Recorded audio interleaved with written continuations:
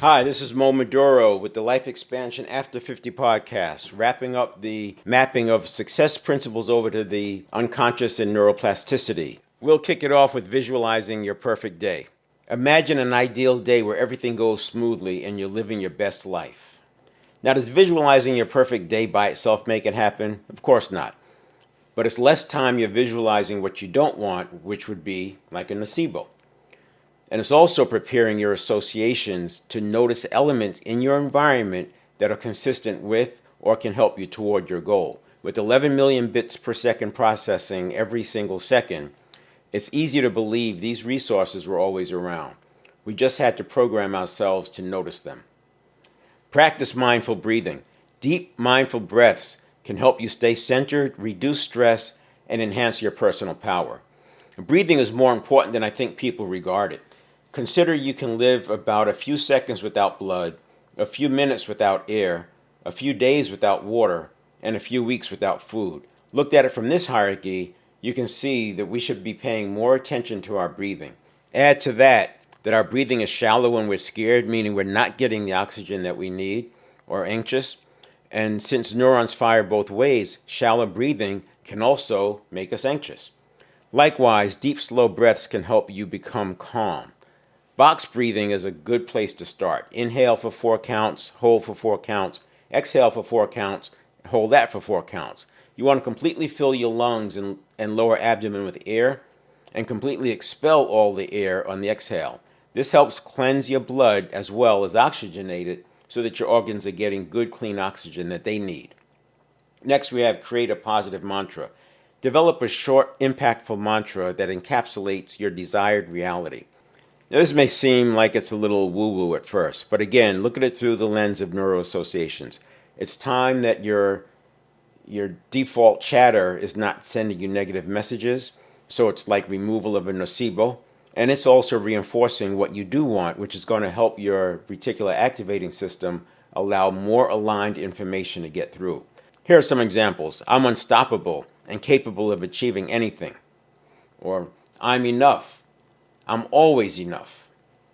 And this one's from Brian Tracy. I'm responsible and I love myself. That's an interesting one. You say that a few times, you will find yourself just calming down, I guess, because it reminds you that you're in control and you're not at the whim of some external force. The next one is engage in acts of self-care. So take care of your physical, emotional, and well-being. Self-care nurtures positive energy. The inverse would be beating yourself up. Self-care could be yoga, meditation, deep breathing, walking in nature. Experiment. Find out what works for you. Remember, every moment you spend in positivity is a moment that negativity is held at bay. Use the 2-minute rule. If a task related to your goals takes less than 2 minutes, do it immediately. This minimizes procrastination. I like this one, and it's similar to the one where you don't leave the site of making a decision without taking some action. Action rules, because action engages your neurons and your associations. Thinking about it alone does not do that consistently. It can, but it's not consistent. Engaging your unconscious, using the neurons, that's how you do it. Celebrate small wins. Acknowledge and celebrate even the smallest successes. Positive reinforcement keeps you motivated. This is the big one, and it gets to the foundation of habit formation, releasing dopamine. Dopamine is the chemical that's involved with addictions. It's also powerful enough to have caused our hunter-gatherer ancestors to risk facing the proverbial saber-toothed tiger to find food. In other words, dopamine is a very powerful neurotransmitter. By celebrating small wins, you're releasing dopamine. But more importantly, you're releasing dopamine attached to the specific behavior, which reinforces it. Like rewarding a dolphin in training, you're reinforcing yourself to repeat that behavior again in a similar circumstance. Use positive anchoring. Associate a physical gesture or word with a positive emotion. Use it to evoke positivity when needed. I first heard about anchoring over 30 years ago in a 14-day Tony Robbins seminar. He also talks about it in his Unleash the Power weekends. In one context, he refers to it as your power move.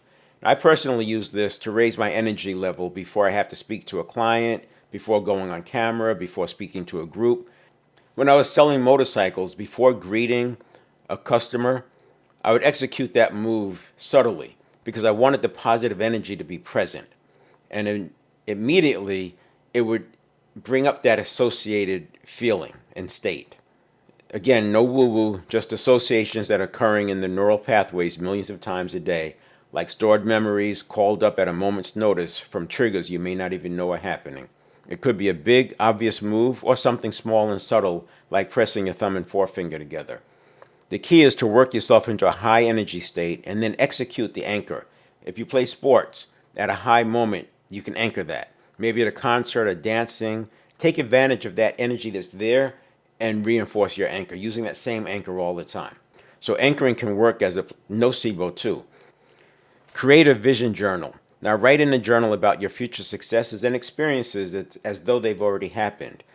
Mind Valley has a program called Lifebook that guides you through designing your life. I highly recommend it. It's a 12-week program, and it's not a download of information. It's literally walking you through a process of designing your life based on what's important to you and developing strategies so that you can then execute that plan. I think it works well with these podcast episodes because this is giving you the how-to in terms of managing your internal environment, and the life book helps you lay out a plan based on the life that you want to design. Next is embrace daily meditation. Meditate regularly to quiet your mind, increase mindfulness, and improve your focus. I believe when it comes to doing what you intend to do, meditating is one of the most powerful tools available to us. No woo-woo, but you do want to explore the different types of meditation. Joe Dispenza does a good job of laying out different types of meditation for different purposes and has some guided meditations available through his book trilogy. I'll put a link in the notes. Next is engage in positive visualization before sleep. Visualize your goals before sleeping to program your subconscious positively. As you fall asleep and as you awaken, you're in the alpha state, which is like a mild hypnotic state. It's a good reason to not reach for your phone right away. That's also why many success practitioners do not look at email for a few hours, and in fact, some completely close off the outside world until they complete their morning ritual and any planned tasks. By engaging in a positive visualization before going to sleep, you plant those seeds into your unconscious.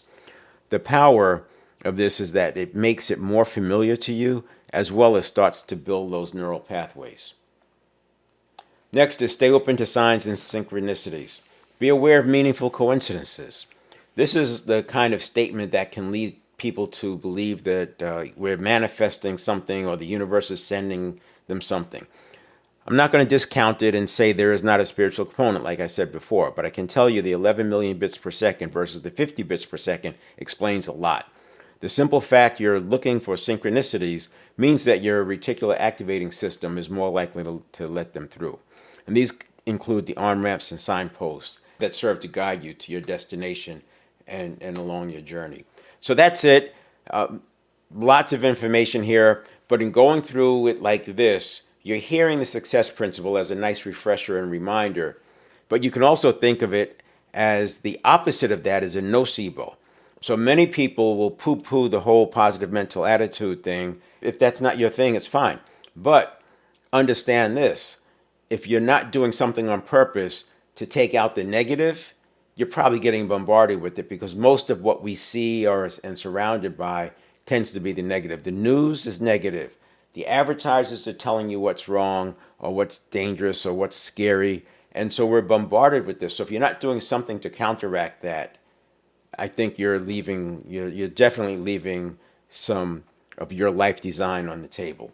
Again, experiment, find out what works for you. You can go back through this a few times, take note of those success principles that make sense. I do think you want to take a look at Mind Movies. I'll put that link there as well. Mind Movies is a great way it's sort of like a combination of the affirmations, the vision board, visualization, and even anchoring because you're tying it to music. And also that part about you can watch it right before going to bed and as you wake up.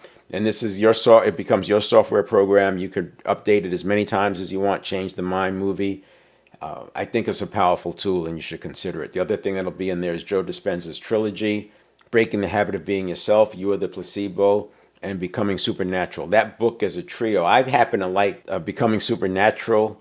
Reading it first, I've recommended this trio to several people, and it seems that the Becoming Supernatural is a good read the first time because it paints a big picture, And then when you're reading You Are the Placebo and Breaking the Habit of Being Yourself, you understand the roadmap. But then again, I'm an N, Myers-Briggs, right? I'm an N, so I like the big picture first.